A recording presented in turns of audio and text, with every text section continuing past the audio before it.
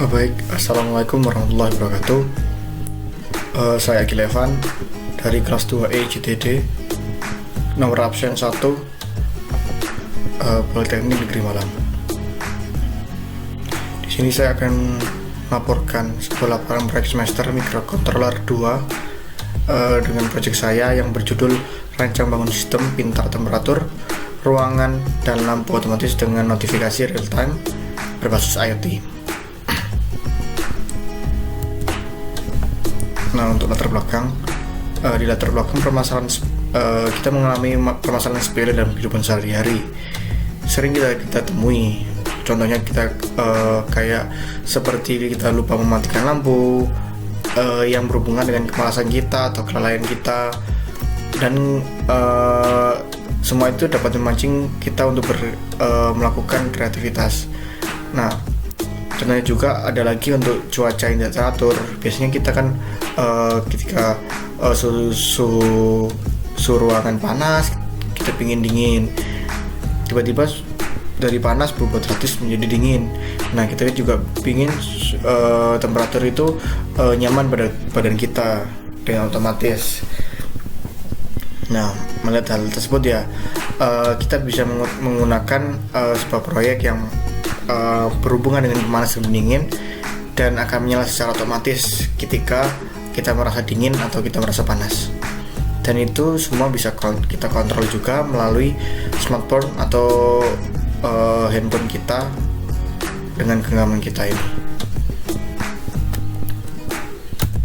Next ya, untuk pengertiannya, dalam sebuah ruangan tentunya ada hawa suhu yang derajatnya tidak bisa kita mungkiri, tiba-tiba panas atau tiba-tiba dingin.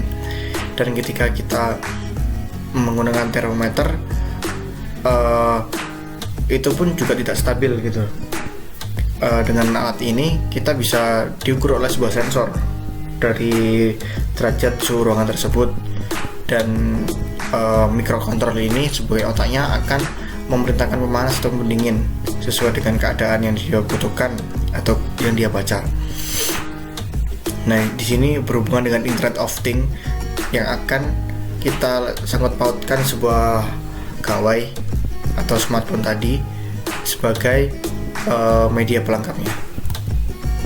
Nah, di sini adalah alat bahannya. Terlihat ada ESP32, modul LM35, modul LDR, LED, adaptor, project board, kabel jumper, relay DC 5V, smartphone berbasis Android. Di sini smartphone hanya yang bisa berbasis Android saja terlebih dahulu. Dan untuk softwarenya ada Arduino IDE, Codular atau MIT, dan Firebase sebagai database-nya. Dan di perangkat lunak ini ada keterangan dari Arduino IDE, yaitu sebuah aplikasi untuk membuat program, mengaplikasikan dan mengunggah program pada mikrokontrolernya. Dan kali ini saya menggunakan ESP32. Lalu ada Codular atau MIT. Di sini saya juga menggunakan Codular sebagai aplikasi VisualBox untuk membuat aplikasi Android sebagai pengendali sensor, dan di Firebase sebagai database ya, untuk menyimpan data dari pengunci otomatis. Maksudnya dari data yang akan tersimpan di internet. Dan sebelah kanannya ini adalah perangkat keras dan pengertiannya. Lalu ada tahapan kerja kita diawali dengan menganalisis kebutuhan, dan kebutuhan tadi sudah kita terangkan di slide sebelumnya, yaitu alat dan bahan. Kemudian kita melangkah pada tahapan selanjutnya, yaitu perancangan. Ketika kita sudah merancang, kita harus mengimplementasikannya, kita membuat alatnya, perangkatnya, dan setelah itu selesai, kita melakukan sebuah uji coba. Dan setelah uji coba, kita akan sentuhan akhir atau hasil pengujian keseluruhan.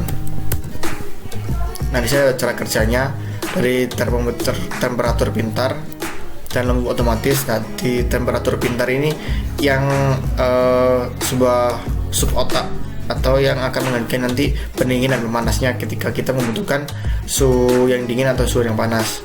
Nah, ketika sensor ini membaca interval dari kurang dari 20 derajat itu dingin dan lebih dari 27 derajat itu panas.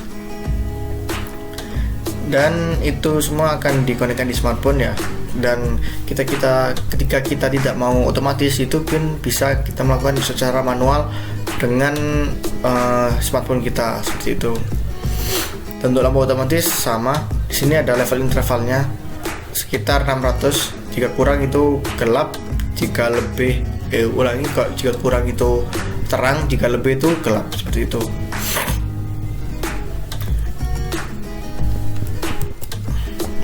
Lalu di sini ada diagram bloknya, yang mana saya taruh tengah-tengahnya adalah ESP32 sebagai otak keseluruhan yang menghubungkan antara sensor, LED, relay, dan internet. Di internet ada Firebase tadi yang kita hubungkan untuk hubungan ke smartphone, dan relay tadi penghubung kepada output, sensor adalah input, dan LED adalah sebuah penanda saja. Di sini ada diagram alir atau flowchart. Di sini seperti biasa sedikit simple ataupun juga sedikit rumit. Dimulai dengan sistem perangkat menyala, sensor suhu juga bekerja atau membaca, memperoleh data suhu terkini dan data level cahaya. Kemudian data suhu terdeteksi jika suhu normal, jika iya ya menyalakan, maksudnya di batas suhu normal ataupun dingin maka akan menyalakan pendingin. Jika tidak ya tidak, dia akan lanjut ke step berikutnya. Dan ketika kondisi terhadap pembacaan data suhu dan keluaran dari pendingin pemanas, dia akan masuk ke kondisi untuk yang lampu yang terang atau gelap seperti itu. Dan itu akan looping secara terus-menerus dan akan berhenti ketika tidak adanya tegangan ataupun kita matikan sendiri secara manual. Nah, kita masuk ke hasil pengujian.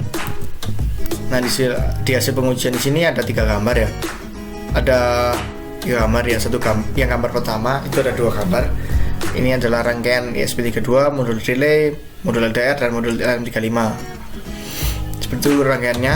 Saya buat sesederhana mungkin agar dapat dimasukkan ke dalam kotaknya nanti.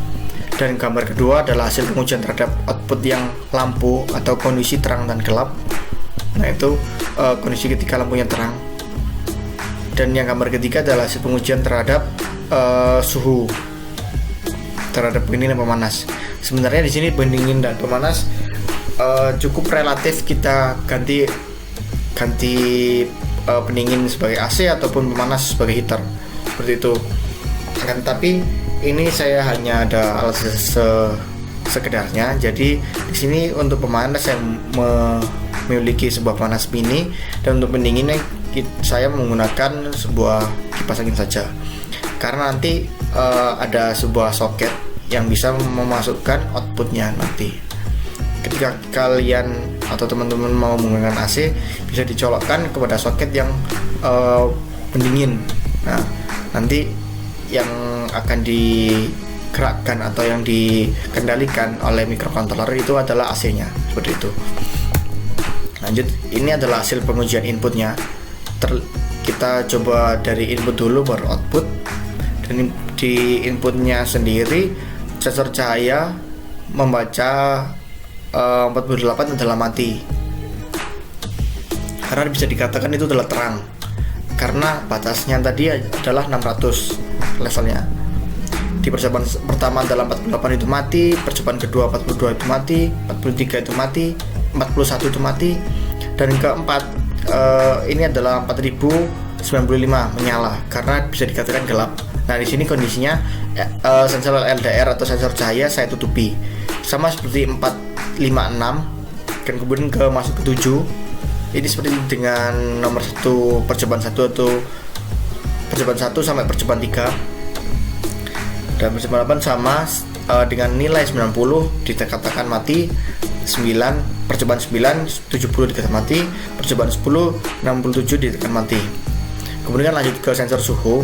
Di percobaan pertama sensor menyatakan 22,24 derajat Celcius. Nah, di sini saya kompresi atau saya bandingkan dengan termometer ruangan. Itu berakurasi 66 derajat Celcius. Selisihnya cukup jauh, yaitu 4 derajat Celcius. Kemudian di percobaan kedua, yaitu selisihnya juga 4 derajat Celcius antara sensor dan termometer ruangan. Di percobaan keempat itu juga 4 Celcius derajat selisihnya.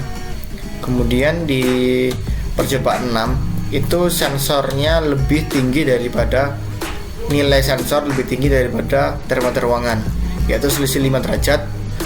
Dan percobaan 7 sama, lebih nilainya lebih tinggi di sensor, yaitu 37 derajat, dan termometer ruangan 28 derajat, selisih sekitar 9 derajat. Kemudian di percobaan 8 selisihnya 3 derajat, lebih tinggi dari sensor termometer, sensornya lebih tinggi. Kemudian di percobaan 9 tidak jauh nilainya, tidak jauh selisihnya, yaitu cuma sekitar 0,4 derajat. Dan kemudian di percobaan 10 yang terakhir hampir sama dengan percobaan 9, yaitu selisihnya tidak jauh. Kemudian di sini adalah hasil pengujian output. Nah, output tadi kan ada dengan kondisi terang dan gelap, dan ada kondisi panas dan dingin. Untuk terang dan gelapnya, outputnya adalah lampu, dan dingin dan panasnya adalah sebuah pendingin dan pemanas. Untuk lampunya pada percobaan pertama dikatakan hasil sensor kan 4095. Itu si sensornya mendeteksi nilai tersebut, dan yang dihasilkan adalah keluaran lampu adalah menyala karena dikatakan itu gelap. Kemudian di percobaan kedua dicoba si LDR-nya, si sensornya, sensor cahayanya diberi cahaya, maka hasil sensornya berubah menurun menjadi 355 dan bisa dikatakan lampu itu bisa mati sesuai percobaan. Dan seperti nomor 3 juga itu hampir sama dengan nomor 1 ataupun sama, karena semakin tinggi nilai kan semakin menyala lampu tersebut dengan batas 600 seperti itu. Kemudian lanjut ke pendingin dan pemanas. Nah, di sini hasil sensor adalah 19,83 derajat Celcius. Maka itu sudah kurang dari 20 derajat. Pemanas pun akhirnya menyala dan pendingin akan mati otomatis. Dan di sini di percobaan kedua hasil sensor 50 derajat, karena ini waktu percobaan saya tempelkan dengan korek api, maka pendingin akan menyala dan pemanas akan mati. Kemudian di percobaan 3 setelah pembakaran ataupun pendekatan korek api kepada sensor suhu, suhu yang dibaca oleh sensor suhu masih belum menurun, yaitu sekitar 37 derajat, maka pendingin masih menyala seperti itu. Nah, sudah lanjut ke kesimpulan dan saran.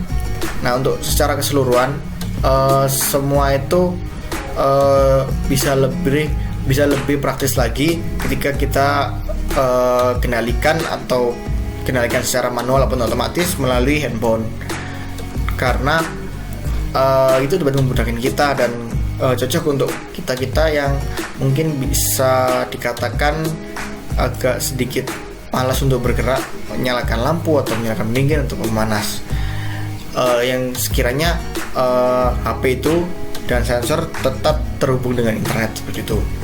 Di kesimpulan yang pertama, perancangan dan implementasi sistem pintar temperatur dan lampu otomatis dapat dirancang dengan rangkaian yang tersusun dari microcontroller, yaitu SP32, sensor cahaya, sensor suhu, dan menggunakan output perantara input dan output, yaitu menggunakan relay 4 channel. Kemudian nomor 2, pengombinasian perancangan dan pengimplementasian dilakukan dengan didukung dari software. Softwarenya apa? Yaitu dari Arduino IDE sebagai media penggodaan dan penyimpan database di Firebase, dan juga membuat aplikasi yang praktis. Di sini saya menggunakan Kodular. Lalu yang ketiga, dari kesimpulan dari analisis praktikum ini dapat bekerja sesuai dengan pengodoan, yang mana sensor cahaya mengukur intensitas cahaya dan hasil tersebut akan terjadi keluaran pada lampunya yang otomatis. Ketika siang ataupun malam, sensor suhu mengukur suhu sekitar juga dilimpahkan pada keluaran, yaitu pendingin dan pemanas. Hal tersebut juga kita kolerasikan dengan penyimpan data pada internet dan aplikasi Android yang tadi saya katakan dengan Firebase dan modular. Untuk sarannya terhadap perancangan ini, sistem dapat dirancang, akan tetapi lebih baiknya bisa dikompresi lagi dimensi dari perangkatnya, karena ini harus bisa dikatakan praktis. Jika tidak praktis, maka solusi dari permasalahan yang di atas cukup tidak efektif seperti itu.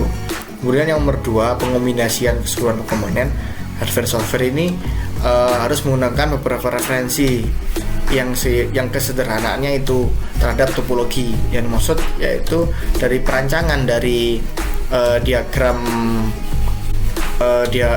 kerja tadi yang ISP di tengah. Nah, itu lebih baik dijadikan referensi lain, sehingga topologi yang telah terancang itu lebih sederhana juga. Jadi semakin sederhana pun itu semakin praktis, dan semakin orang itu menggunakan semakin nyaman, seperti itu.